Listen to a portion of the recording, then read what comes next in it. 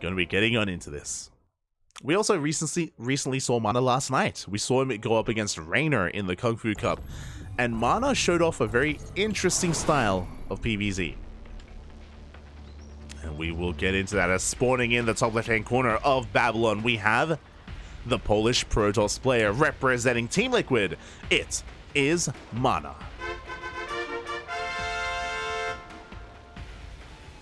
And spawning in the bottom right-hand corner of Babylon, we have his opponent. We have the Mexican Zerg player representing Starlight Twinkle. It is Cham.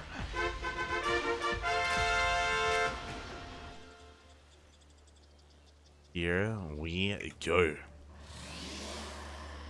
Now, MaNa looked really interesting last night, and we were able to cast him against Rainer, and MaNa had some very aggressive builds. Game 1 against Rainer, MaNa went for a Robo first into a Robotics Bay into a Disruptor drop opener, which is something that we rarely see nowadays. It is very out of fashion. It used to be a lot more common a couple of years ago, like 2020, 2021 era of StarCraft. So yeah, it was really interesting to see him whip it out last night. The other thing that we saw was a 4-gate Glaive Adept opener as well in Game 2. Now, I'm curious if, I imagine that MaNa was just being hyper aggressive and really unorthodox last night because he was playing against Rainer. Like, Rainer is one of the best Zerg players in Europe, so I'm sure MaNa felt like he had to do something different and something crazy when going up against him. So I understand that logic is either that, or maybe that's just how he plays, you know? It's possible that that's just his style of PvZ. I'm ready to find out. I'm curious if he's also going to be hyper aggressive here against Cham.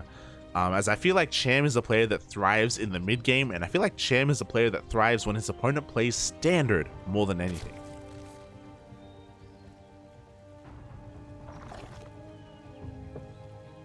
We are here to find out, to bear witness. As so far we have some pretty standard openers. We have a gate expand or gate cybercore expand set up from MaNa. Cham going for a hatch gas spool. Nothing too crazy. Cham is forced to take the unnatural natural. As to be expected in the current meta. And we can see here, MaNa did not delay his warp gate. This is revealed to the Overlord as well. There is no cancel, and MaNa is indeed going for that Twilight Council opener. So he's going to be looking to be quite aggressive here in the face of Cham. Cham dives in with his Overlord, and he is going to scout and confirm the Twilight Council. So he knows that he has to get ready. He knows he has to cut workers at around 40, get a Roach Warren, and get ready for the potential Glaive Adepts. We can see that MaNa has pulled out a gas, and this is going to be Glaives. Now, what kind of Glaives is the question? Is this going to be a 4-gate Glaive Adept, or is it going to be 6-gate Glaive Adept? Is it going to be more all-in or more economic? We'll see. As the Overlord is being shooed away, Glaives has started up for MaNa. Meanwhile, ooh, Cham! A very interesting reaction here. Cham is going for a 3-minute lair. A very fast lair coming out from Cham. This is not normal. So he scouts the Glaives, and his reaction is to go for a lair, take a second gas, and he's going into a really fast Roach Warren as well. Interesting stuff. I'm curious how this is going to play out. So my read on this is that Cham expects this to be 4-gate, not 6. He expects this to be, oh no, he's expecting, uh-oh, this is all in, Papi. He's going all in. MaNa, he throws down 5 gates to join the 1 gate that he already has. This is going to be 6-gate Glaive Adepts, very all in from MaNa. This is not the economic variation. How will this compare to Cham's build? Because it looks like Cham ideally wants to defend against the Glaive Adepts, and because he has a lair, he's going to have Roach Speed. There we go, Roach Speed is on the way, and Cham is going to be able to counterattack after he defends. But Cham may be thinking a little bit too far ahead, because MaNa is not going to be looking to let the game go on any longer. The Prism is on the way. I'm very curious to see how these two builds clash. Oh boy. Because we have one player rushing into Roaches, and we have the other player just committed on Glaives. we go. The roaches are arriving, and this is good. Like, roaches are good against glaive adepts, but we're gonna have a lot of glaive adepts, and we're not gonna have many lings. And that means that the roaches are gonna have a hard time keeping up with the shades, and we could still get a lot of economic damage done. That's what I'm really concerned about. Here we go. MaNa's rotating around here towards the left-hand side of the map. The roaches are looking to keep up. Cham is droning behind this, by the way. A very greedy reaction. Prism slips into the main, does spot the roach army. Cham so far doing a great job at splitting up his roaches. Adepts are threading a shade in towards the natural base. MaNa is transitioning. Upon seeing all these roaches, he's like, nah, I can't make this work. Mass Glaive Adepts is not going to work out here for me, so he's going to be going into Disruptors. Still off of 2 bases, bear that in mind. Roach is just chasing this down, and this is the dangerous thing. Because Roach speed is done, Cham can counterattack. But the Adepts are keeping him back at home. Here we go. Cham is sending everything across the map, but he's up against a 2-basing player. Like, how is this dynamic going to work out here? We have a couple of Stalkers, we have a shield battery on the way. The Disruptor's not done. The Bay just now finished, and Cham is looking to knock down the front door of MaNa. We do have a sentry. We do have some force fields. That is spotted by Cham, and he's respecting that. He will back off. Upon confirming that there is no third base, Cham is droning behind this, which is a good thing. I do think that Cham shouldn't force himself up this ramp. I do think that that will spell the end of Cham's army. So he will back off. Prism is going across the map. Cham out of position with his army. Is focusing on droning. Does have a couple of roaches back at home, thankfully. As the Prism does slip into the main base, 1 drone does go down. Finally, some economic damage done. Not too bad, actually. 4 drones for an Adept. Pretty good trade here from MaNa. Meanwhile, the Disruptor is on the way. War Prism speed as well. MaNa still only on 1 base. Meanwhile, the Disruptor does come out. Does reveal itself. Very important scout from Cham. And once again, just containing MaNa to 2 bases, forces a cancel on the 3rd. Now, Cham has to still be very careful, though. Doesn't want to take a bad fight. Doesn't want to take some Novas to the face. Cham is just going to be taking his 4th base. Ahead in Workers. No Spire. He's just committing to Lingbane Roach Ravager against the Disruptors. Bold move. Oh, God! Up! Ooh. Decent splits, but a good chunk of roaches go down. I say that only 2 roaches. Only 2 roaches caught in that Purification Nova. MaNa attempting to harass, attempting to deal some counter damage. Behind this, he is getting his 3rd base up and running. Now, even though MaNa is behind in supply, Disruptors do change everything. They can make up for a 20 or 30 supply. They can make up for that disparity. The supply sometimes does lie when Disruptors are involved. God, that Prism takes a lot of hits. Prism takes a lot of hits. Has to get the hell out of there. As Cham takes his 5th base behind this. Doesn't even have his 4th saturated, but knows he can get away with it. Oh, was that a... Oh, no. As the Disruptor goes down.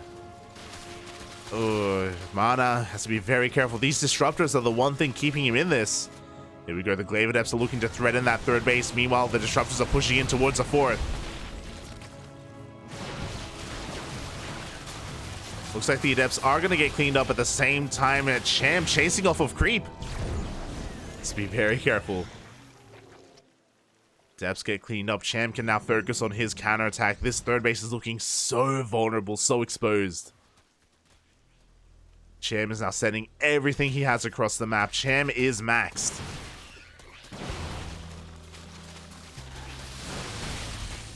Oh, and here we go. The 3rd base is under threat. There's nothing to protect the 3rd. The army is getting on top of the Stalkers as well. We have a couple of Disruptors, sure, but it's not going to be enough. GG gets called, and Cham takes game number 1. Oh, after a very interesting opener.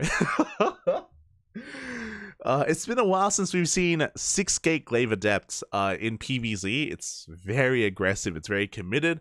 But Cham was going for his own aggression as well. Went for a very fast lair into very fast roaches. He cut a lot of workers to pull that off.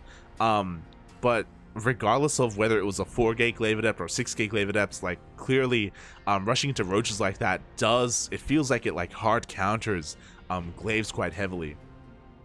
Does feel a little bit of a gamble just because, you know, I don't think Cham had confirmation if it was going to be, say, DTs or something like that instead. But yeah, really interesting reaction out of Cham. GG. Well played. And now we're getting into game number 2. And game 2 is going to be taking place on a larger map instead. We're going to be loading into Gresvan, so the likelihood of MaNa going for a 2-base all-in setup again is quite low. We'll see. We shall see us spawning in the bottom right-hand corner of Gresvan. We have the Polish Protoss player representing Team Liquid, currently down in this series, but not out. Not yet. It is MaNa. And spawning in the top left-hand corner of Gresvan, we have his opponent. We have the Mexican Zerg player representing Starlight Twinkle, currently up 1-0 in this best of 3 series, needs uno mas, one more to end it all. It is Cham.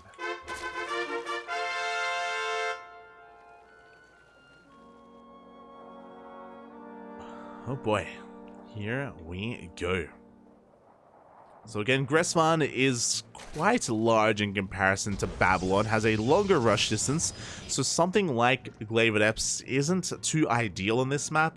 Likewise, something that is, just because the third base location is a little bit more open, there are more avenues of attack. You can rotate out of the third and in towards the natural instead. We have seen quite a lot of roach-based, quote-unquote, 3-base all-ins from Zerg players, basically cutting workers at 66 drones, and just making nothing but Lingbane Roach Ravager. Is Cham the kind of player to do that? I would say yes. But Cham is sometimes more creative than that. Like we saw that in the last game. For him to go into, or to rush into Lair and rush into Roach speed was pretty impressive stuff. Pretty crazy stuff, to be honest. And we've seen Cham do stuff like play Swarm Host against Protoss, or go for Nidus play, or Dropper Lords as well.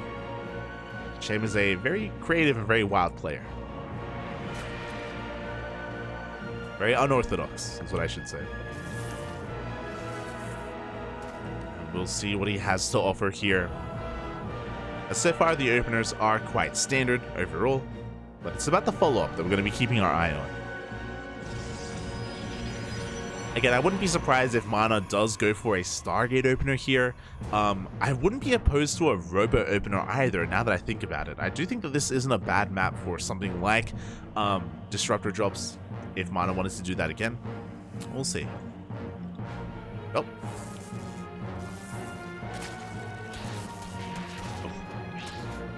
As MaNa's just trying to be a little bit annoying here, but the Lings do come out in time. They do take down that probe. Meanwhile, we have our tech decision here. MaNa does delay his warp gate. He does cancel it, and that is spotted by Cham, and we can see why MaNa is going for the Stargate. This is going to be the Stargate opener here for MaNa. Again, much more standard and what we should be expecting on Gresvan. Cham is going to be looking for confirmation, and he is diving in with his Overlord just to make sure he knows what he's up against.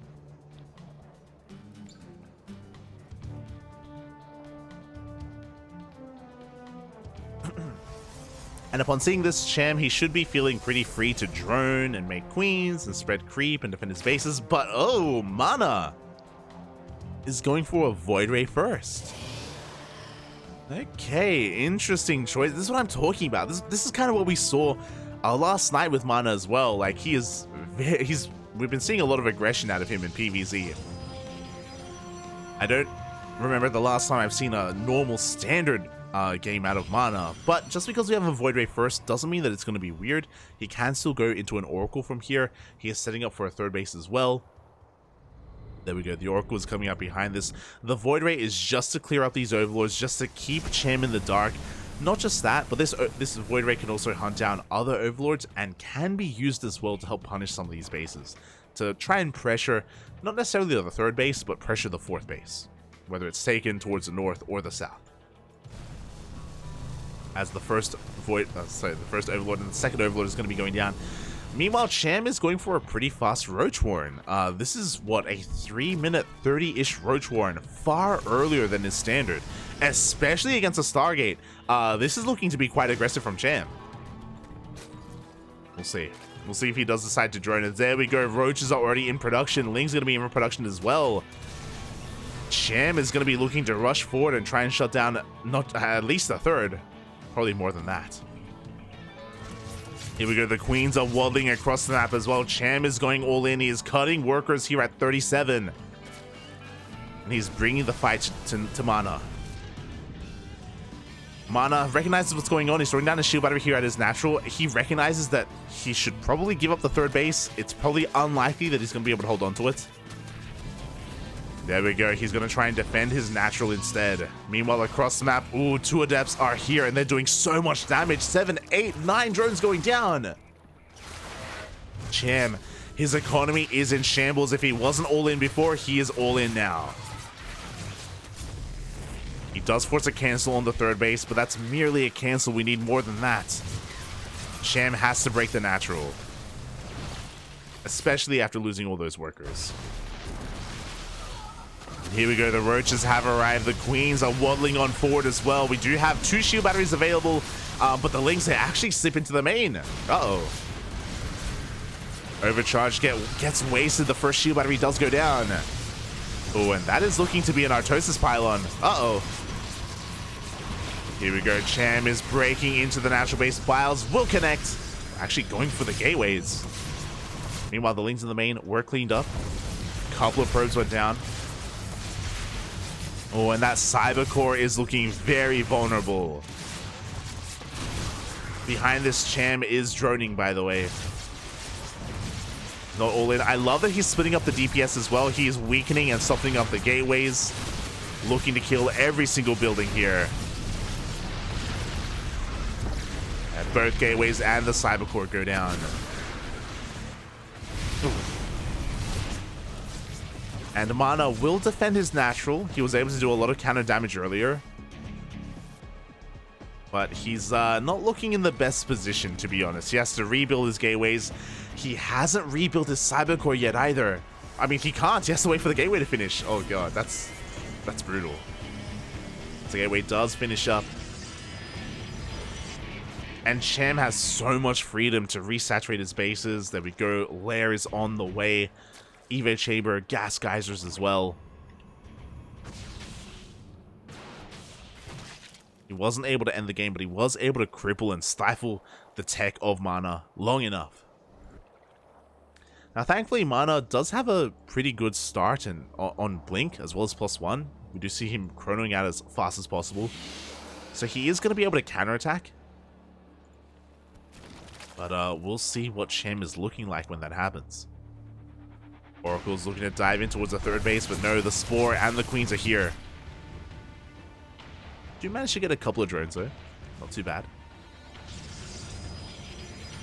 Third base is on the way. Cham is cutting workers once again. He droned up to 48, and as we can see here, he is hiding his roaches. He's hiding the second wave. The second all-in. Uh-oh. Here we go. The Roach army is just getting larger and larger. MaNa is pushing out, and I don't blame him. He now has Blink, and he's about to have +1.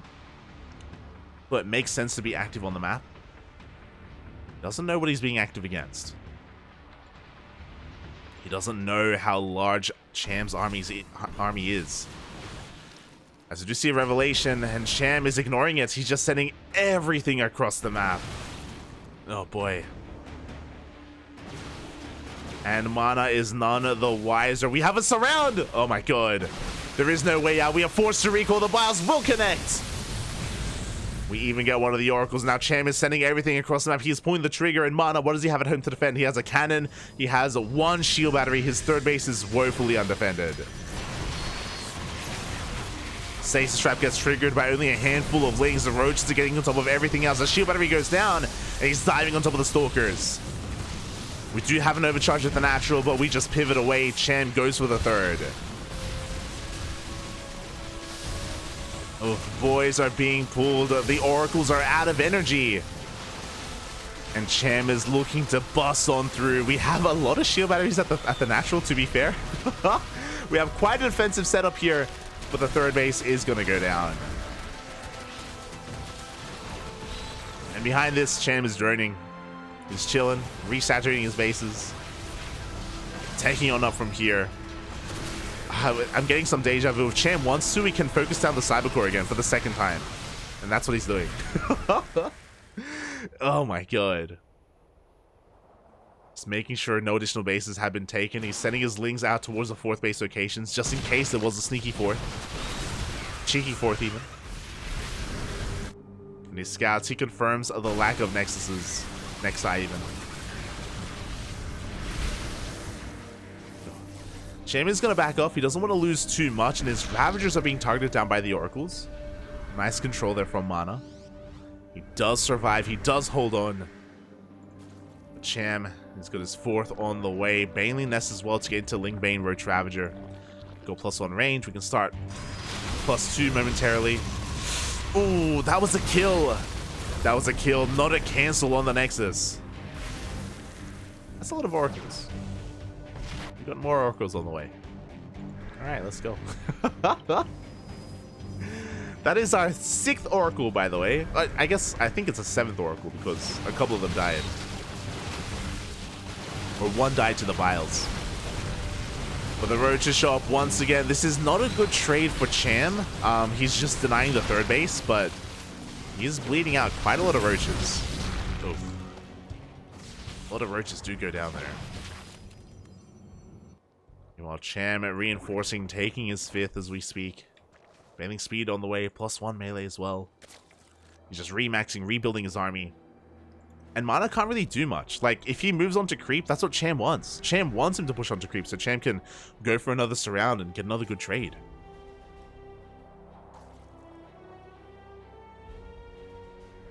But MaNa knows he has to do something with his army. As he pushes into the Roaches, we do see the Lings catch some reinforcements.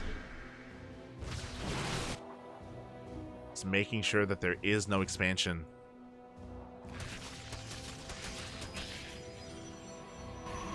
Third base is being retaken. Cham doesn't have eyes on it, not yet. Cham just looking to remax once again. Just squeezing out a couple of drones here and there. Cham is actually about to hit 80 workers, which is pretty insane. Pretty impressive. Considering what this game has been like. The Oracles are doing a great job of being a nuisance. So, yo, they catch a lot of transferring workers as well. There's not much that shoots up. The Queens are having a hard time engaging. MaNa making Cham bleed a little bit here. But the army is still looking terrifying. We're gonna need stasis traps back at home, and we have so many Oracles. Stasis traps are thrown down.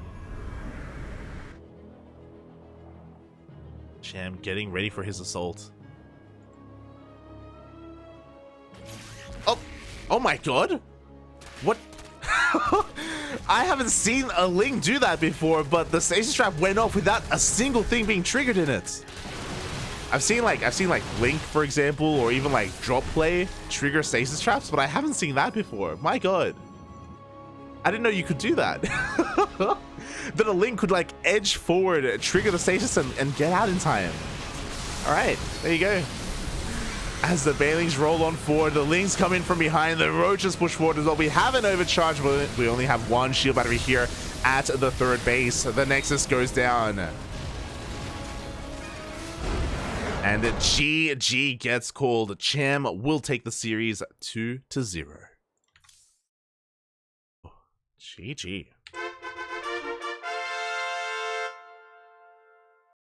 Here in game number 2, just cutting workers very early on and going for a massive queen walk across the map alongside slow Roaches and Lings.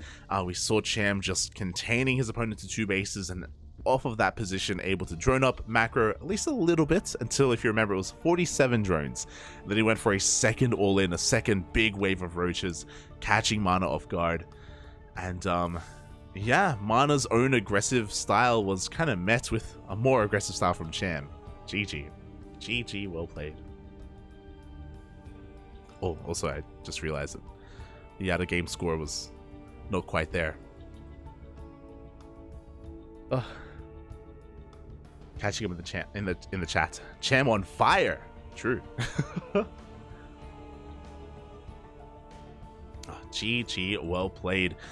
With that, that is our 4th series in the books. We have 7 series today, but we are now more than halfway done with the broadcast, and I would like to cut to a break so I can get some water and make sure that my voice doesn't die. So we have reached that halfway mark, and we're going to be going on a short break. Before we go on a break, though, just to double check here, I wanted to see Cham takes down MaNa and moves on to face Spirit in the next round. Ooh, ex-teammates and good friends.